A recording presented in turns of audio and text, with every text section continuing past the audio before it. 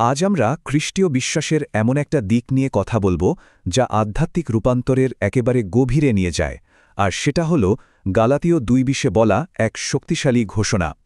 চলুন এর অর্থটা একটু উন্মোচন করার চেষ্টা করা যাক। তো এই হলো সেই বিখ্যাত কথাগুলো। কিন্তু এই শক্তিশালী শব্দগুলোর আসল মানেটা ঠিক কি? এটা কিন্তু শুধু একটা সুন্দর উক্তি না, এর ভিতরে এমন এক গভীর আধ্যাত্মিক সত্য লুকিয়ে আছে যা আক্ষরিক অর্থেই জীবনের মোড় ঘুরিয়ে দেওয়ার ক্ষমতা রাখে। আচ্ছা, এই কথাগুলোর গভীরে যেতে হলে আমাদের প্রথমে একটা জিনিস বুঝতে হবে। এটা কিন্তু কোনো শুকনো ধর্মীয় তত্ত্বকথা নয়, একদমই না। এটা ছিল প্রেরিত পৌলের নিজের জীবনের একটা গল্প, একটা গভীর ব্যক্তিগত অভিজ্ঞতা। বলা যেতে পারে তার জীবনের আমূল পরিবর্তনের এক স্বীকারোক্তি। এই যে রূপান্তরের কথা বলছি, এর প্রথম ধাপটাই কিন্তু সবচেয়ে নাটকীয়, আর সেটা হলো পুরনো আমির মৃত্যু। এখন প্রশ্ন আসতেই পারে, এই পুরনো আমি জিনিসটা আসলে কি? সোজা কথায় এর মানে হলো নিজের ইচ্ছা, নিজের মর্জি মতো চালিত যে জীবন, সেই জীবনের অবসান। ব্যাপারটাকে না দুটো আলাদা জীবনের ছবির মতো করে ভাবা যেতে পারে। একদিকে ধরুন সেই পুরনো আমি, যার চালিকা শক্তি কি পাপী স্বভাব, অহংকার আর শুধু নিজের ইচ্ছা, আর অন্যদিকে সম্পূর্ণ নতুন একটা জীবন যেটা খ্রিস্ট দ্বারা পরিচালিত, পুরোপুরি বিশ্বাসে নির্ভরশীল আর ভালোবাসার শক্তিতে চালিত। মানে একদম 180 ডিগ্রি একটা পরিবর্তন, তাই না? তো একটা প্রশ্ন তো আসেই, পুরনো আমিটার যদি মৃত্যুই হয়ে যায়, তাহলে তার জায়গায় কে আসে? শূন্যস্থানটা পূরণ হয় কিভাবে? এখানেই কিন্তু রূপান্তরের দ্বিতীয় এবং সম্ভবত সবচেয়ে গুরুত্বপূর্ণ ধাপটা স্পষ্ট হয়ে ওঠে। পৌল কি বলছেন? তিনি বলছেন, আমি আর বেঁচে নেই, বরং খ্রিস্টই আমার মধ্যে বেঁচে আছেন। এর মানেটা কি দাঁড়াচ্ছে তাহলে?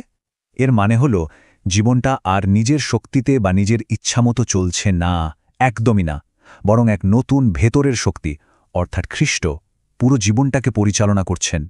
ভাবুন তো, জীবনের যে চালকের আসনটা, সেখানে এখন তিনি বসে আছেন।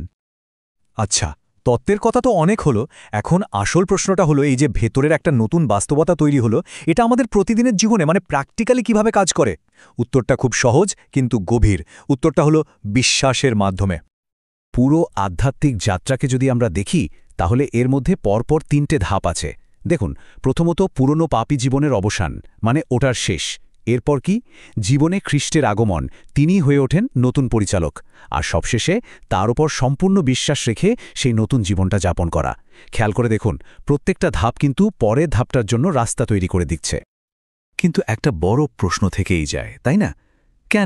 কেন একজন মানুষ নিজের জীবনকে এভাবে সঁপে দেবে? এই যে এত গভীর একটা বিশ্বাস, এর পেছনের আসল চালিকা শক্তি বা প্রেরণাটা কি? মজার ব্যাপার হলো, এর উত্তরটা কিন্তু পৌলের ওই কথাগুলো শেষ অংশেই লুকিয়ে আছে। আর সেই উত্তরটা কি? এক কথায়, ঐশ্বরিক প্রেম। হ্যাঁ, এই যে পুরো নতুন জীবনটা, এর একেবারে কেন্দ্রে, এর মূল চালিকা শক্তি হিসেবে কাজ করছে সেই ভালোবাসা, যে ভালোবাসা সবকিছুর উৎস। আসলে পুরো ব্যাপারটা একটা প্রতিক্রিয়ার মতো। খ্রিস্টের দেখানো সেই নিঃস্বার্থ ভালোবাসা আর তার চূড়ান্ত আত্মত্যাগের জবাবেই এই নতুন জীবনটা শুরু হয়। আর ঠিক তখনই জীবনে ফোকাসটা বদলে যায়। তখন জীবনটা নিজের জন্য না, বরং তার জন্য উৎসর্গিত হয়ে যায় যিনি ভালোবেসে নিজের জীবনটা দিয়েছিলেন। তাহলে সব মিলিয়ে আমরা কি দেখলাম? এটা আসলে একটা আমূল পরিবর্তনের ঘোষণা, পুরনো সত্তার পুরোপুরি সমাপ্তি আর এক নতুন জীবনের শুরু। কেমন জীবন? যে জীবন খ্রিস্ট নিজে পরিচালনা করছেন এবং তারই ভালোবাসার শক্তিতে যা চালিত হচ্ছে। সব শেষে এই পুরো আলোচনাটা আমাদের প্রত্যেককে একটা খুব মৌলিক কিন্তু খুব জরুরি প্রশ্নের সামনে দাঁড় করিয়ে দেয়।